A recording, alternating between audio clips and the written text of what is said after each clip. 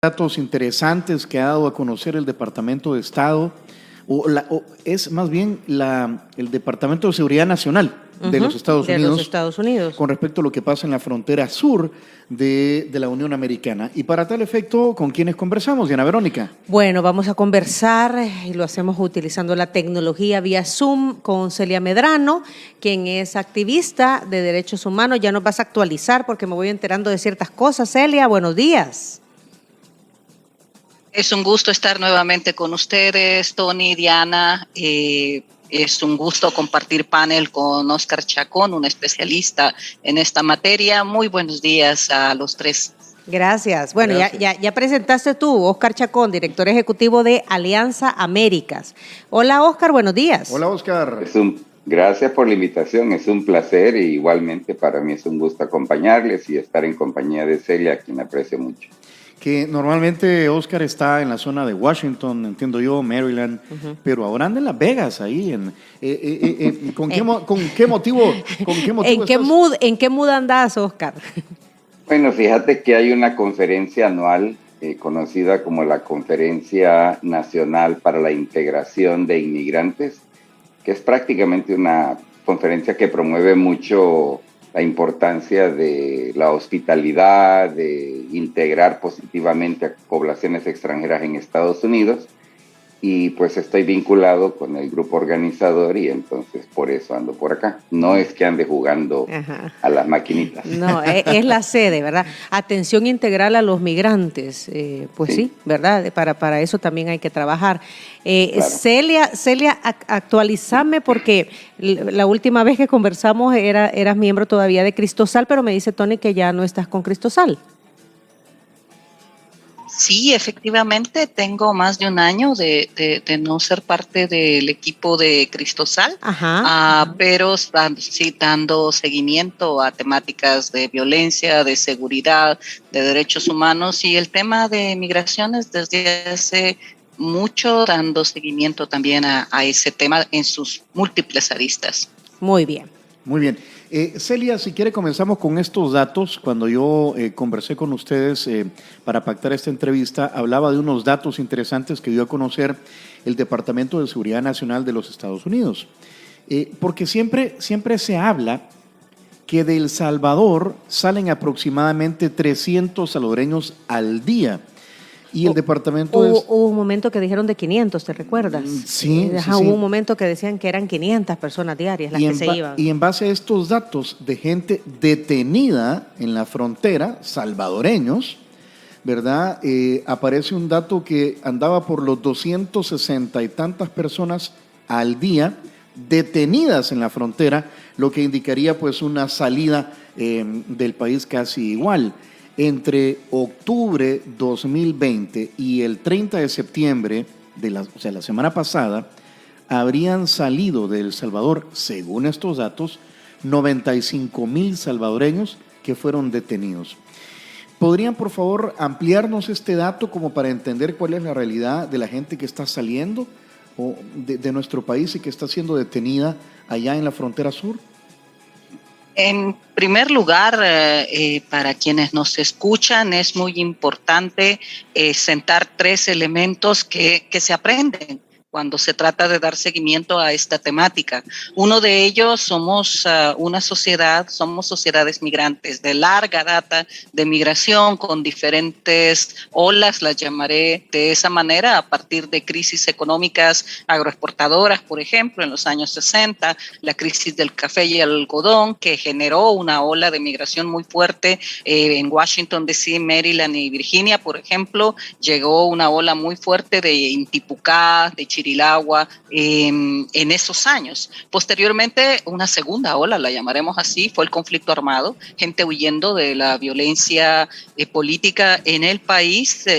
Ahí llegó mucha población salvadoreña hacia Los Ángeles, por ejemplo, Nueva York, Long Island. Una tercera ola, la llamaremos así, que generó incluso un segundo TPS para los salvadoreños en Estados Unidos, que fueron dos terremotos en 2001, y Luego vino una migración mucho más a cuentagotas, siempre en la lógica multicausal del fenómeno, que se combinaba entre violencia generalizada en nuestro país, es decir, violencia generada desde actores no estatales, pero sin la capacidad de los actores estatales de garantizar seguridad a las personas en el país, en sus territorios, combinada con el tema de la situación económica. Ahora probablemente estaríamos frente a una quinta ola generada por inestabilidad política en nuestros países y en El Salvador a partir ya de violencia estatal generada desde el mismo Estado. Hay nombres de personas que ya hablan de que han tenido que salir del país, están fuera del país por razones de persecución, acoso político.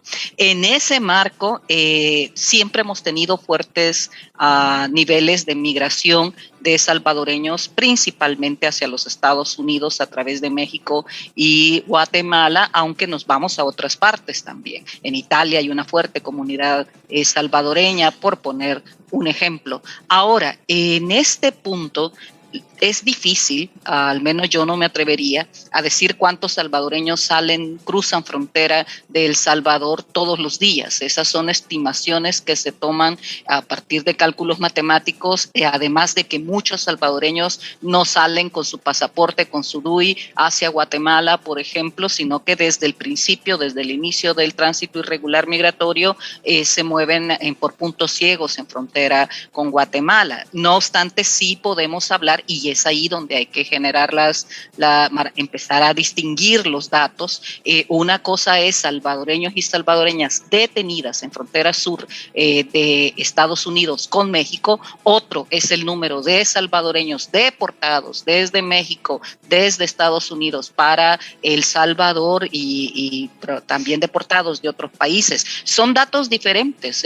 Usted no puede decir ha subido o bajado el flujo migratorio de salvadoreños hacia los Estados Unidos sobre la base únicamente del aumento de salvadoreños detenidos en la frontera sur, ni tampoco puede asegurar que ha aumentado o disminuido la migración de salvadoreños a partir del número de salvadoreños deportados o repatriados, como México prefiere decirle, de México y de Estados Unidos hacia El Salvador nuevamente. Haciendo esa aclaración de manera muy rápida, lo que tenemos es que en julio y en agosto de este año, el número de salvadoreños detenidos en frontera sur, según datos de autoridades migratorias estadounidenses, es de 262 diarios. Es decir, 8,000 cada mes. Si este dato se mantiene, lo sabremos dentro de poco, se mantiene para el mes de septiembre, estaríamos hablando de 95,000 salvadoreños detenidos en frontera sur de los Estados Unidos en el año fiscal estadounidense, septiembre. Este sería el dato más alto registrado de salvadoreños detenidos en frontera sur en el siglo. Y tendríamos también que aclarar de que hemos superado ya con los datos hasta el mes de agosto, de que hemos superado el número de salvadoreños detenidos en frontera sur que alcanzamos en todo el año fiscal estadounidense en el 2019. Hay mucho que hablar sobre esto cuando tengamos más tiempo. Diana y Tony, en otra intervención hablaría del número de deportados que se ha reducido, que se redujo a mediados de año, que es por eso que de manera jactanciosa funcionarios públicos salvadoreños planteaban de que se había reducido la migración de salvadoreños hacia Estados Unidos. Aún así también señalaban que gracias al éxito del Plan Control Territorial, pero si ocupáramos esa lógica, este número alto y el aumento de salvadoreños deportados de México y Estados Unidos significaría lo contrario. Sin embargo, el análisis no puede ser tan simplista. Lo que sí tengo que señalar es que son datos muy altos y, como Diana lo planteaba, reflejan una crisis. Por supuesto que reflejan una crisis comparable en el caso de niños, niñas y adolescentes migrantes no retornados y de unidades familiares completas, comparable a la crisis que se vivió en el 2014. Ok. ¿Cuál es tu apreciación, Oscar?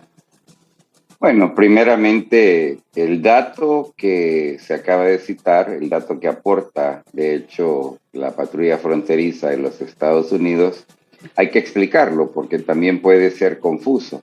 95,000 detenciones no es sinónimo de 95,000 personas, sino que son 95,000 incidentes de arresto de personas de origen salvadoreño. Eso quiere decir que una misma persona pudo haber sido arrestada varias veces por la frontera en el mismo mes. Entonces, ese es un dato importante que hay que clarificar porque se supone, se da por sentado, que el número de personas aprehendidas, arrestadas, detenidas y prontamente deportadas son personas individuales cada una, y no ese es el caso, ¿verdad? Entonces, y esto es cierto no solo para el caso de los salvadoreños, sino de todas las personas que son detenidas por la patrulla fronteriza. Lo segundo es que el dato de personas que la patrulla fronteriza detiene, así sea varias veces en un mismo mes, no es sinónimo del número de personas que entraron a Estados Unidos, porque hay muchas personas que logran ingresar a los Estados Unidos sin haber sido detenidos. Y hay que recordar, ¿verdad? El número de personas que logran llegar a Estados Unidos, ingresar a territorio estadounidense sin haber sido detenidos, son, vamos a llamarles, los casos extraordinarios, porque hay que recordar que en el momento actual la migración a través de fronteras tiene múltiples filtros. Y el filtro mexicano es de hecho el más importante porque es donde se detiene a más personas, se deportan a más personas sin ni siquiera nunca llegar a la frontera sur de los Estados Unidos. Lo que hay que resaltar, en mi opinión, además de lo que ya apuntaba Celia, es que si uno observa el patrón de ingreso o de intento de ingreso no autorizado a los Estados Unidos, tanto de El Salvador, ya no hablemos de Honduras, Guatemala, México, incluso Nicaragua, los datos de este año son por supuesto que mucho más altos que los datos del año fiscal que culminó en septiembre del año 2020. Y la explicación a ese fenómeno es básicamente la pandemia. O sea, en el año que fue entre octubre del 2019 y septiembre del 2020, los números de personas detenidas bajaron enormemente, pero eso tenía que ver por sobre todo con la pandemia. Sin embargo, de octubre del 2020 hasta la actualidad, el panorama, repito, es completamente diferente. Y hay que recordar, sin duda alguna, la migración salvadoreña ha incrementado, el número de personas arrestadas ha incrementado, y esto no es sorpresa cuando uno toma en cuenta también el patrón del resto de la región.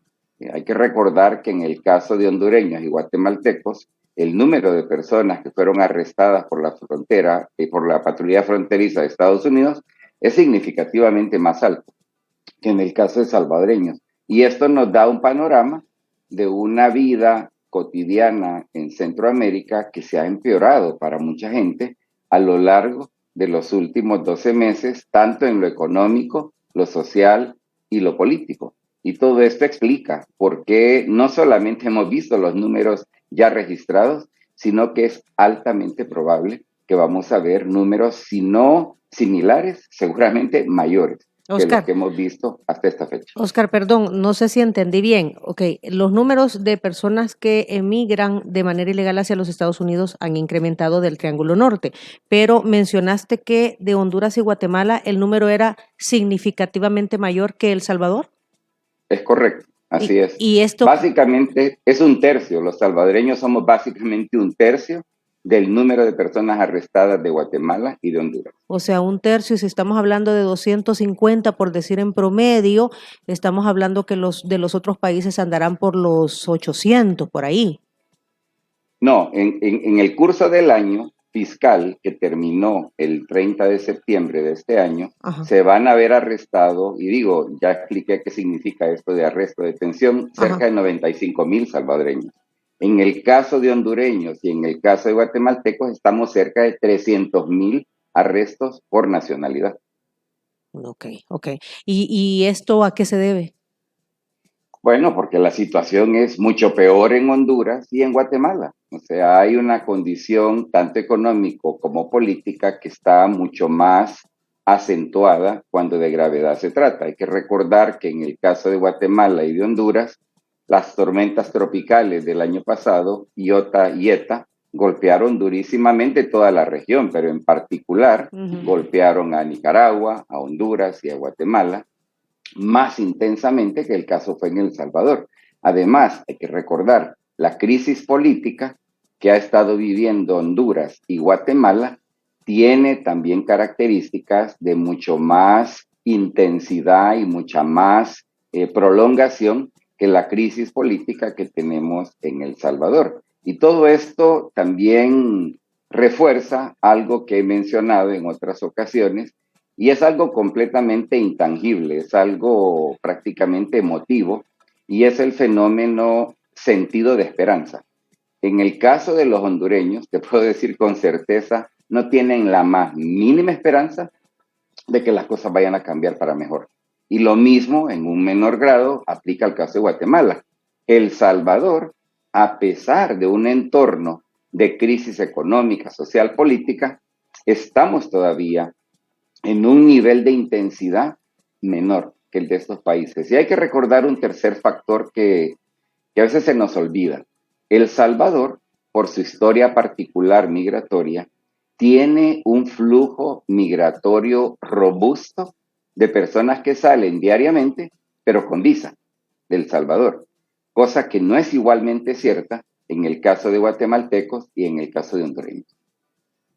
Ok, sí, el hecho que salgan con visa los pone ya en otra estadística, porque es persona que va legal, migra legalmente, por así decirlo, pero se queda allá. Pero se queda.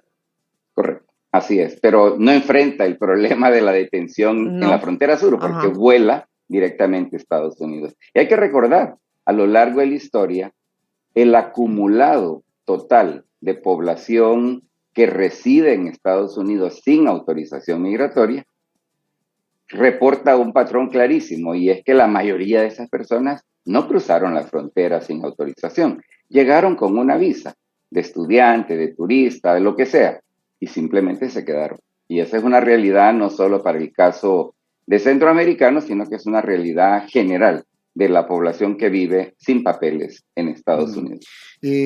Celia, Oscar, pues dice que el elemento esperanza, pues ya lo perdieron los hondureños y los guatemaltecos, y que los salvadoreños, pese a al flujo migratorio histórico, aún mantienen cierta esperanza en que las cosas podrían mejorar a nivel local. Yo creo que ese planteamiento funcionó o se aplicaría de una manera más concreta en el primer año de gobierno de la actual gestión gubernamental. Sí, yo percibí incluso en expectativas de salvadoreños en Estados Unidos una ilusión con respecto a que el lenguaje y la publicidad de marcar un cambio drástico podría funcionar. Sin embargo, se vino la pandemia. Entonces, yo soy más de la idea que lo que detuvo en un momento todo este conteo de quiénes se van, quiénes son detenidos, quiénes son deportados, fue la pandemia misma. No así militarización de fronteras. Vimos a caravanas de hondureños siendo detenidas brutalmente por fuerza militar guatemalteca y la instalación de estados de sitio locales para detener a gente pobre que estaba tratando de cruzar frontera. Vimos protestas, entre comillas, del gobierno de Honduras de por qué se le había maltratado a su gente con fuerza militar en Honduras, en Guatemala, y el gobierno de Guatemala respondiéndole oficialmente a través de comunicados de que para qué los había dejado salir de suelo hondureño cuando querían cruzar la frontera hacia los Estados Unidos. Y también vimos, por ejemplo, en el caso de las deportaciones de salvadoreños a El Salvador desde Estados Unidos, nunca se detuvieron. se mantuvieron, y en el caso de México hubo casi 9 meses que no hubo deportaciones registradas de salvadoreños deportados o repatriados desde México. Quiero plantear que en este manejo de la esperanza, como la plantea Oscar, creo que ha sido clave el 1 de mayo. No lo fue tanto el 9 de febrero del 2020, que fue una incursión militarizada de un órgano del órgano ejecutivo hacia una invasión del órgano legislativo, pero sí lo fue el 1 de mayo, cuando la bancada oficialista con sus partidos aliados generó una crisis a nivel de órgano de justicia y a nivel de Ministerio Público. Allí creo que mucha gente empezó a plantearse, esto es una ilusión. Aquí hay crisis política y se profundizará la crisis política, y luego vino la legalización de la criptomoneda Bitcoin, y eso sí ha generado una situación, junto con una serie de despidos arbitrarios e ilegales de muchas personas que legalmente debieron de haber tenido seguridad laboral en razón de que eran empleados públicos, por ejemplo, y eso se ha roto. ¿Dónde va a trabajar esa cantidad de gente? Estoy hablando de miles de personas despedidas. No van a encontrar nichos aquí laborales. Van a empezar a plantearse la migración de manera seria, además del aumento de índices de violencia. No me refiero solo a homicidios, aunque sí han aumentado en los últimos meses los registros de homicidios en el país, los que son registrados, porque la cifra negra en este marco es mucho más alta, pero sí también el número de extorsiones, que es realmente un indicador si hay control territorial o no de grupos de criminalidad organizada. Son las extorsiones las que nos pueden decir quién controla un territorio y quién no. Y sobre esa base, ahí sí me gustaría plantear de que yo sí veo de que ya la crisis institucional salvadoreña, generada desde los grupos de poder que controlan el órgano ejecutivo, ya está cobrando factura en la decisión de salvadoreños de emigrar. Ahora, pero eso, Celia, ¿es un sentir, es un palpitar suyo, o ya hay datos que podrían respaldar lo que está diciendo? Ajá, y también... Es que aquí... Y perdón, es que aquí Celia, hay que hablar. quisiera agregar sobre la pregunta de Tony el hecho de cuánta gente en realidad, o de qué niveles de gente estamos hablando socioeconómicos, de que se preocupen por decisiones como las tomadas el 1 de mayo. Es que el punto es de que el registro de saber cuántos se van y cuántos han tomado la decisión de irse es compleja, sobre la base de que Oscar hablaba de razones subjetivas, y que parte de la conversación que uno tiene con personas. Pero, por ejemplo, ahorita un colega de nuestro equipo de trabajo está en Tijuana entrevistando a niños y adolescentes que han sido retornados a México y que fueron detenidos con unidades familiares, que es algo que, complemento a lo planteado por Oscar, se registra, Estados Unidos registra unidades familiares, registra niños, niñas y adolescentes no acompañados, y registra migrantes que viajan solos en todos los países, no únicamente en el caso de salvadoreños, que es otra cosa que debemos de entender con respecto a los datos que reporta mensualmente la patrulla fronteriza. En este marco, hay una cantidad muy fuerte de unidades familiares que han sido en los últimos meses llevadas hacia México, que fueron detenidas en frontera sur, y se ha entrevistado a niños, niñas y adolescentes, por supuesto con autorización de sus padres, que nos relaten, que nos cuenten cómo han vivido esa experiencia, y que cuenten por qué se fueron, desde su visión, desde su perspectiva. Después hablamos con los padres, pero las entrevistas han sido con un énfasis a niños. Incluimos entrevistas a niños venezolanos, niños haitianos también, a nicaragüenses. El número de nicaragüenses detenidos en frontera sur es alto, es muy alto, sobre todo desde abril, desde los incidentes de represión política que se vivieron en ese país en abril del 2018. Ya no una migración únicamente hacia Costa Rica, que ha sido la tradicional en Nicaragua, sino ya una migración hacia los Estados Unidos por razones políticas. Entonces, en ese marco, cuando se conversa con personas migrantes que están esperando, que tienen la esperanza, ocupando la palabra esperanza, de que la frontera se flexibilice y puedan pedir asilo en los Estados Unidos, y personas que se han mantenido durante muchos meses ahí, nos hemos sorprendido de darnos cuenta de que la mayoría de estas unidades familiares no se van, no regresan por voluntad asistida, como lo registra las autoridades mexicanas, sino que están dispuestas a quedarse allí en la frontera con Tijuana porque tienen casos fuertes que deberían de ser objeto de protección internacional, persecución por parte de grupos pandilleriles, acoso por parte de grupos pandilleriles, pero también tienen elementos que verifican de que hay vínculos entre pandillas y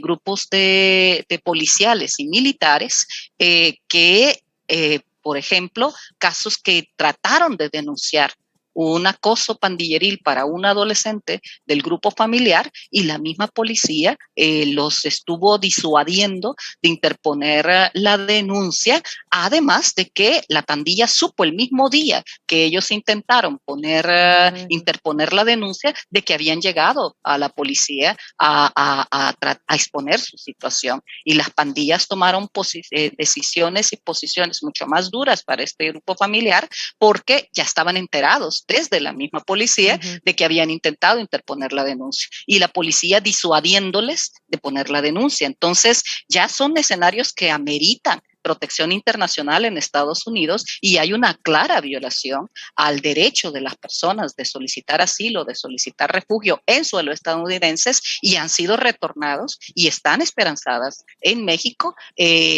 tratando de nuevamente cruzar frontera. Incluso casos en donde solo cruzan la frontera los niños, orientados por sus mismos padres para que sean los niños detenidos. Bueno. En este caso es el caso de una hondureña, no es el caso de una familia salvadoreña, pero en un caso en donde la madre hondureña planteó claramente, con una crudeza desgarradora, de que prefiere saber, aunque no va a ver a su hijo probablemente nunca o lo verá dentro de muchos años, prefiere saber que su hijo estará seguro en Estados Unidos, primero bajo tutela de autoridades estadounidenses y después probablemente dado en cuido a una familia estadounidense, que estar sabiendo que tiene que regresar con su hijo a Honduras nuevamente. Oscar, son historias muy...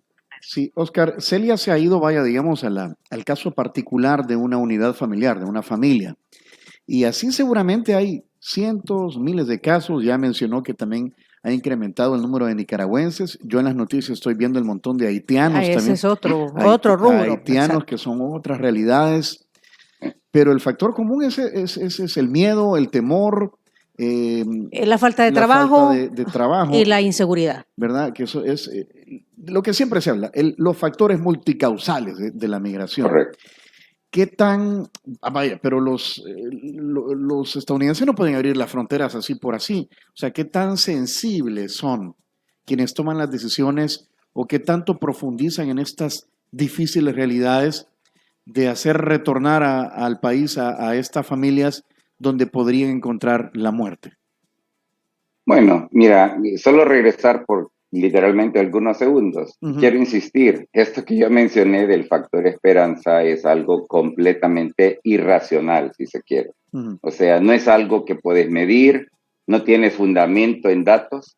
De hecho, si nosotros midiéramos en base a seguridad económica, seguridad personal de la familia salvadoreña, francamente te digo, el número de personas que deberían de estar saliendo del país sería mucho más alto del número de personas que actualmente salen. Entonces yo creo que eso es importante como dejarlo súper establecido. Estoy muy de acuerdo con Celia de que ha habido un incremento no solo de personas jóvenes solas, mujeres y hombres, sino también grupos familiares que han salido. Eso uno lo puede revisar en los datos de la patrulla fronteriza y son contundentes. O sea, hay un incremento notable.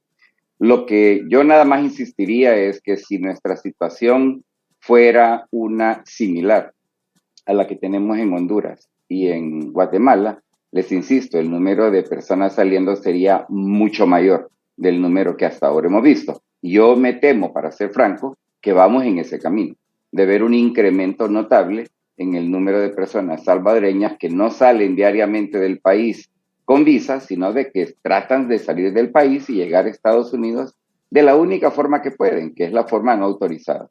Y esto me lleva a tu pregunta, Tony.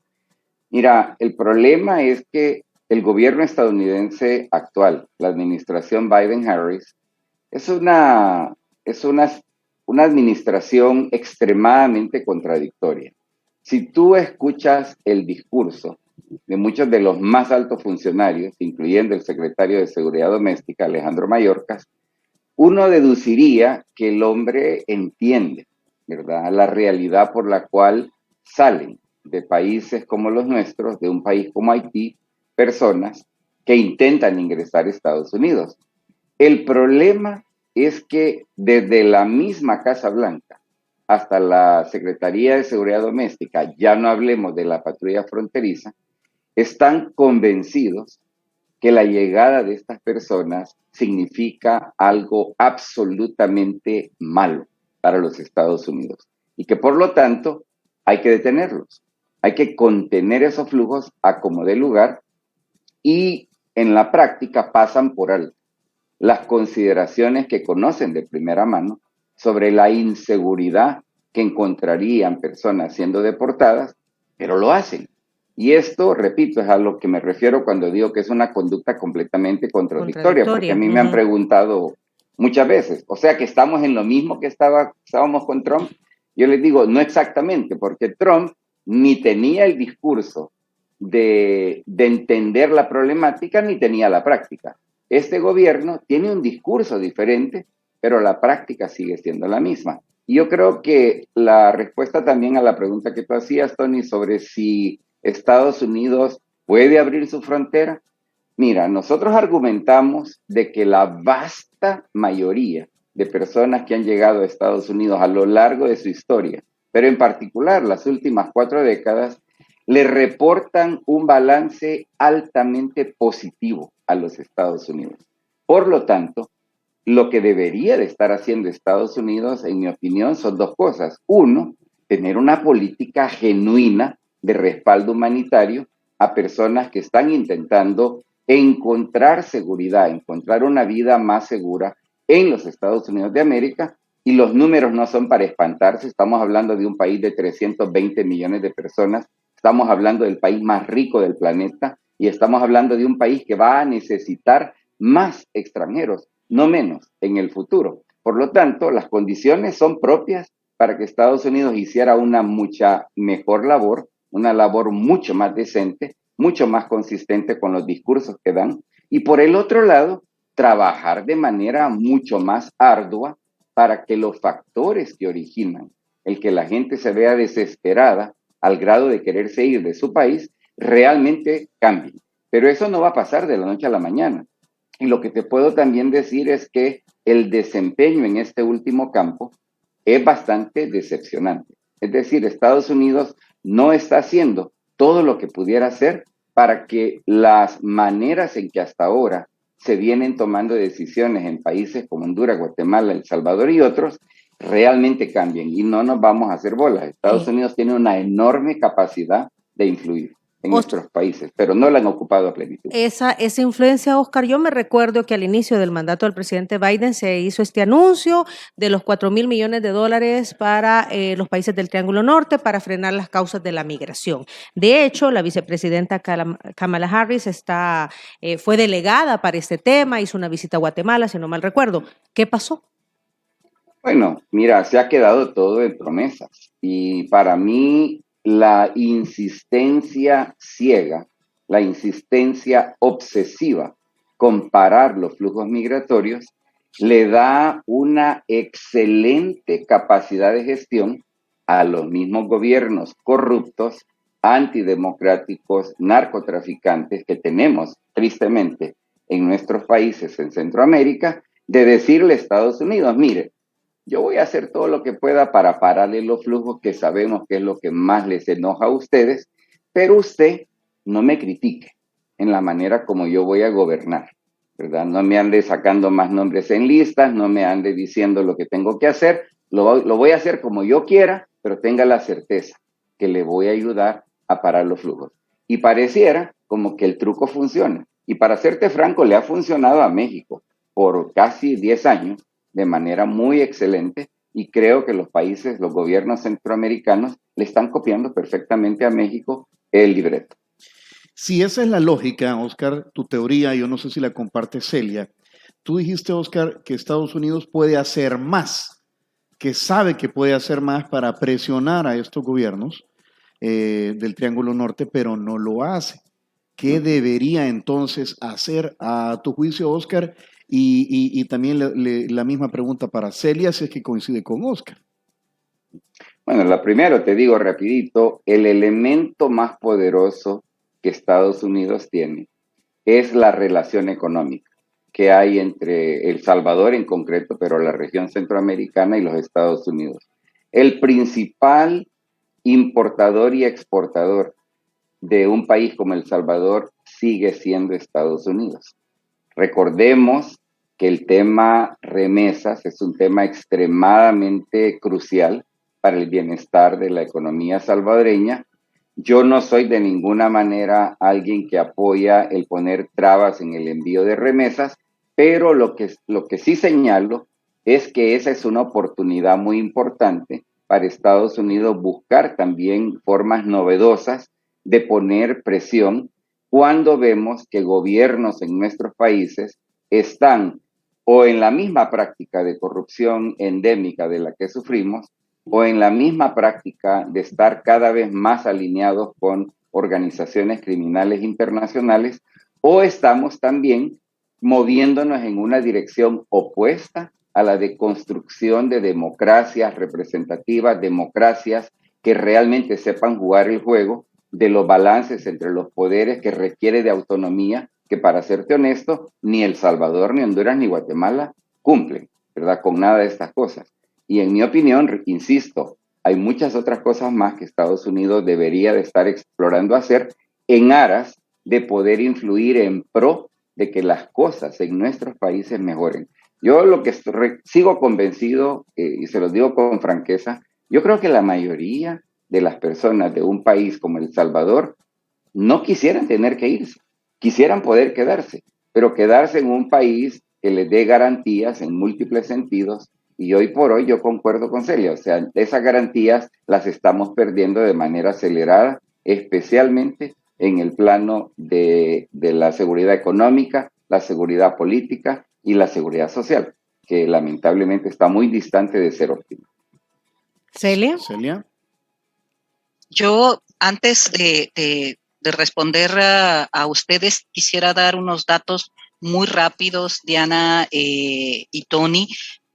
A mí me llama la atención, por ejemplo, los registros de expulsados, dice la Dirección General de Migratoria del Instituto Migratorio de México, pero el número de personas que han sido retornadas, deportadas a sus países, coincidiendo con Oscar, ya no en el escenario de la frontera sur estadounidense, sino en el escenario de territorio mexicano. Por ejemplo, de enero a agosto del 2021 han sido deportados desde México 35,000 hondureños, 25,600 guatemaltecos y salvadoreños 2,583. Sin embargo, llama la atención que el número de deportados nicaragüenses desde México es de 822, un número mucho más alto que los 223 haitianos deportados a Haití en el mismo periodo, que 205 colombianos, que 166 cubanos y 120 ecuatorianos. ¿Por qué señalo estas cifras ya de México? Para plantear dos elementos que también tenemos que tomar en cuenta. Hay una práctica de política estadounidense que la trató de generar Obama, la trabajó mucho, por supuesto, con un discurso más brutal, antimigrante, prepotente por parte de Donald Trump, pero también está siendo seguida por la administración Biden, y es el de la tercerización, lo llamaré de esa manera, de las fronteras. Es decir, el querer bajar la frontera sur de Estados Unidos con México a la frontera sur de México con Guatemala y la frontera de Guatemala con Honduras y con El Salvador. Y eso ocupando fuerza militar. Es vergonzoso que efectivos militares que han sido entrenados para enfrentar una guerra estén siendo utilizados para atacar y contener con fuerza militar a migrantes que están movidos por la desesperanza, por la desesperación, y que simplemente están buscando un nivel de vida, de dignidad y de seguridad que les negada en sus propias naciones. La desesperanza es un factor fundamental en lo que puede mover realmente a las personas a enfrentar riesgos en el camino, incluso el de ser atacado por un elemento militar, por la Guardia Nacional Mexicana, y la esperanza de que algo puede cambiar. Cuando uno entrevista a personas migrantes, las personas te dicen, si yo sé el riesgo de que mi hija de 16 años esté transitando migratoriamente de manera irregular por Guatemala y sé que puede ser violada, sé que ser secuestrada, pero tengo la esperanza de tenerla aquí en Virginia conmigo si llega, si entra, si cruza la frontera. No puedo quedarme con los brazos cruzados esperando a que la pandilla la viole en el lugar donde vivimos, o esperando de que sea asesinada o sea reclutada por el ejército, o que continúe siendo acosada por soldados en donde vivimos. Entonces, ¿qué dices frente a esa situación? No es un problema de que las personas no sepan cuál es el riesgo. Algunas sí no lo saben, pero es la minoría. La mayoría sabe y conoce los riesgos, pero la mueve la esperanza entre no hacer nada ante el riesgo de quedarse a hacer algo con la esperanza de llegar a un país. Hay un componente también muy importante que no hemos mencionado con Oscar, y es de que en el caso de la migración salvadoreña, las redes transnacionales, comunitarias, familiares, son mucho más fuertes. Estamos hablando de casi 2 millones de salvadoreños en los Estados Unidos, el 60% aproximadamente, corrígeme Oscar, residente de manera irregular, sin papeles en los Estados Unidos. El otro porcentaje ya al menos tiene TPS, ciudadanía, residencia y alguna otra figura, pero en ese marco no medimos, y es difícil medir, cuántos sí logran cruzar la frontera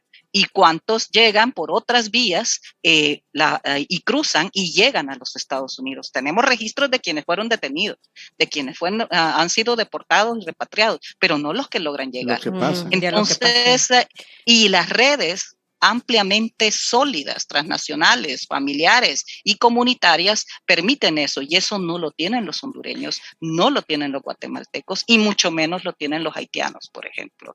Entonces, eso es un factor que hay que tomar en cuenta. Termino con plantear a las preguntas de ustedes de que hay otro factor que es importante analizar, y es la politización del tema de migración y de movilidad humana. En Estados Unidos este es un tema altamente politizado, y es otra manera de explicarse por qué la fórmula Biden-Harris no puede avanzar mucho más de lo que haya prometido o lo que haya asegurado. Hay un número significativo de voto latino en los Estados Unidos, pero no necesariamente todo ese voto es un voto pro-migrante. Y en ese marco hay una explotación de la temática por parte de contrarios políticamente a la fórmula Biden-Harris y dentro del mismo Partido Demócrata, en donde el tema migratorio debe de tocarse con pinzas y debe de darse el imaginario de dureza al mensaje de no vengan.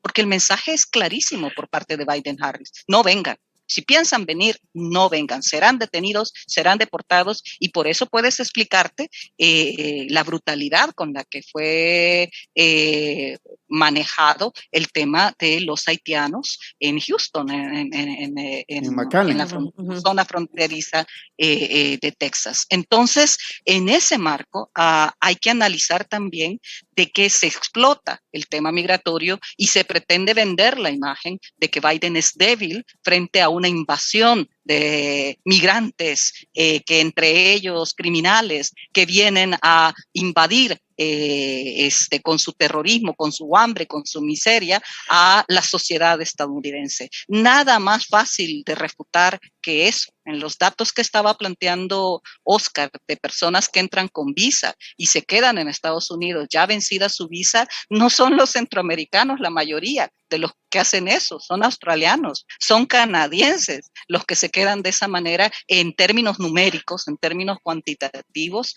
ya sin visa, con su visa vencida en los Estados Unidos. Hay muchas maneras de desmitificar el manejo político de que los migrantes solo traen daños y hay que impedir la migración de los salvadoreños, hondureños, guatemaltecos, nicaragüenses y otras nacionalidades en Estados Unidos. Sin embargo, el manejo político de esto orilla, creo yo, a la misma gestión de Biden en más de una ocasión, de tal manera que ni siquiera ha podido levantar el artículo 42, el Estatuto 42, que es el que le permite, y fue heredado en la gestión de Donald Trump, deportar familias enteras bajo el argumento de que hay riesgo de contagio de COVID que traen estas personas y que pueden contagiar a los Estados Unidos, a estadounidenses y a ciudadanos y habitantes en Estados Unidos. También algo muy refutable. Entonces, lo que sí hay, además de incumplimiento de promesas, como lo ha planteado Oscar, un manejo en donde yo quiero subrayar esto y lo he dicho en otras ocasiones. No podemos estar esperanzados a que Estados Unidos salve la situación de Honduras, de Guatemala, de El Salvador. Estados Unidos es un estado, es una potencia y vela por sus propios intereses. Y quien considere, a mi juicio, de manera ingenua, de que el gobierno estadounidense va a salvar la situación, tiene que verse en el espejo de Nicaragua, por ejemplo, o tiene que verse en el espejo de Honduras. Podrá estar en listados de narcoestado el presidente Juan Orlando Hernández en los documentos oficiales de los Estados Unidos, pero se avaló un fraude electoral. No se actuó frente a un fraude electoral, hubo un golpe de Estado en Honduras que nos aleccionó de que realmente los que pueden y estamos llamados a cambiar las cosas y a generar esa esperanza de la que habla Oscar, somos nosotros mismos. Y a medida de que tengamos la capacidad de salvadoreños, salvadoreñas en Estados Unidos, de salvadoreños y salvadoreñas acá en nuestro propio país, en la medida que tengamos la capacidad de actuar conjuntamente, de ser interlocutores frente a gobiernos que son de claro corte autoritario y de generar las condiciones de poder ser contrapesos reales a ese avance autoritario, en esa medida podremos revertir lo que está pasando en nuestros países. No sobre la base de esperar que sea la comunidad internacional en generalidad, incluyendo los Estados Unidos, y no debemos de olvidar también le llamaré chantaje que se maneja mucho por nuestros gobernantes, que es las relaciones con China, las relaciones con Rusia, en las cuales también el gobierno estadounidense tiene que manejar con pinzas esos elementos. Y en medio de todo esto están las migraciones. Sí, Celia, son las 9 en punto, usted tiene una reunión, ya la atrasamos un poquito, nos vamos a quedar solo leyendo algunos comentarios rápido con Oscar. Solo se los comento para que ustedes los tengan a la mano. El número 1826 dice: buenos días, excelente entrevista. Eso de la esperanza no es cierto, yo trabajo en un call center, 7 de 10 agentes se quieren ir del país y son gente que gana $700 al mes. ¿Por qué? Porque no tienen esperanza de pasar de allí, porque no hay trabajo para profesionales. Y el número 8799 también comparte: en El Salvador, por razones políticas, el pueblo de a pie no se va por razones económicas o de seguridad. Es más, muchos son fieles seguidores del presidente, aún teniendo que emigrar. Son también apreciaciones de la audiencia. Gracias, Celia, qué gusto. Gracias, Celia, por su tiempo. Chao, Celia. Yo me quedo un rato, pude posponer unos minutos bueno. mi reunión, pero creo que Oscar tiene muchos elementos que plantear para cerrar nuestro diálogo con ustedes, Diana, Tony. Muy Ok, bien. adelante, Oscar. Bienvenida entonces, Oscar. Bueno, no sé si hay más comentarios. Creo que eso resumen varios sentimientos de la audiencia. Facebook. Para finalizar, Oscar. Pues mira, solo decirte que yo al principio mencioné de que, en mi opinión, el panorama que tenemos para el próximo año y el futuro en general, a menos que hayan cambios sustantivos en la realidad de El Salvador, va a ser un panorama de intensificación de las migraciones. Y esto creo de que debe preocuparnos precisamente por lo que ya también señalaba Celia. Lamentablemente, el entorno político en Estados Unidos sigue siendo dominado por la tesis que los extranjeros son una amenaza, que los extranjeros traen todo tipo de males, cuando la evidencia no da para nada de respaldar estas aseveraciones. Pero siguen siendo precisamente obstáculos enormes que no hemos logrado superar, y mientras no se superen, creo que la respuesta de Estados Unidos va a seguir siendo un trato duro, un trato de incumplimiento incluso con sus propias leyes en cuanto a obligación de protección humanitaria. Y esto pues definitivamente nos lleva a algo que también ya señaló Celia, y yo lo quiero también enfatizar. Tenemos que trabajar todos los salvadoreños, no importa dónde estemos, para que el país sea un país de donde nadie quiera irse, de donde la gente esté satisfecha, donde la gente quiera quedarse. Y no es una utopía, o sea, tenemos vecinos en la región que no tienen condiciones de vida tan severamente diferentes a las nuestras en el plano económico particularmente, me refiero a Costa Rica, de donde no hemos visto históricamente el tipo de flujos de migración como lo hemos visto en el caso de El Salvador, Honduras, Guatemala, ya por 4 décadas. Así que yo creo que la tarea por delante es complicada, pero es una en la que todas y todos tenemos responsabilidad de contribuir a que la experiencia de vida sea mejor. Bueno, lástima, ¿verdad? Que nos quedamos con esa idea de Oscar de que la situación de nuestros países solo se dirija, dijiste, a profundizar el tema migratorio, no a que se... O sea, no vemos esperanza en que se mejore. Un punto de inflexión, ¿verdad? Oscar, tú que estás allá y que manejas números, que estás pendiente de la comunidad de salvadoreños en Estados Unidos, en realidad, aquí siempre hablamos de 3 millones de salvadoreños viviendo en Estados Unidos. ¿Cuántos hay en realidad? Entre legales e ilegales. Bueno, nadie es ilegal, comencemos por ahí. Las personas pueden o no tener papeles, todas las personas somos legales. Mira, el dato es obviamente siempre tema de debate, porque yo tiendo a ocupar los datos que produce el Buró del Censo de los Estados Unidos, que por supuesto que no son precisos, no son exactos, pero en realidad salvadoreños nacidos en El Salvador, andamos cerca de 2 millones de personas en Estados Unidos actualmente. Lo que pasa es que con frecuencia se añaden los hijos de los salvadoreños, lo cual nos lleva pues a un dato similar al de 3 millones. Y aunque no tengo el dato, lo estaba tratando de encontrar conmigo, yo creo de que los salvadoreños sí tenemos una condición significativamente diferente a nuestros hermanos hondureños y guatemaltecos en cuanto al número de personas que han logrado alcanzar por lo menos la residencia permanente, la ciudadanía por la vía de la naturalización y programas de protección temporal. Es decir, que del total de salvadoreños que viven en Estados Unidos, un poquito más de la mitad no tienen un problema migratorio. Es decir, son o ciudadanos, o son residentes permanentes, o son recipientes de programas como el TPS, lo cual, insisto, nos pone en una condición prácticamente diferente, mucho mejor que la que están nuestros hermanos hondureños y guatemaltecos. Bueno, cerramos. Yo quiero cerrar agradeciendo a Celia por su tiempo, de verdad. A Oscar también, son aportes importantísimos. Nos actualizamos en este tema con aquella frase de la canción de los Tigres del Norte, Diana Verónica, que dice: quiero recordarle al gringo, yo no crucé la frontera me cruzó. América nació libre y el hombre la dividió. Por ahí finalizamos entonces. Gracias, Un gusto. Celia, y gracias, Oscar. Un gusto. Este es un espacio muy, muy apreciado. Ustedes dos son muy, muy apreciados. Gracias. Muchas gracias por darnos el privilegio de estar con ustedes y hablar con la audiencia. Un saludo al equipo de trabajo que está detrás de cámara garantizando que tecnológicamente podamos estar los dos con ustedes, y muchas gracias por el espacio. Muchas gracias. Buenos días. Hago eco a todo lo que dice Celia. Gracias, buenos días. Gracias. Cuídense.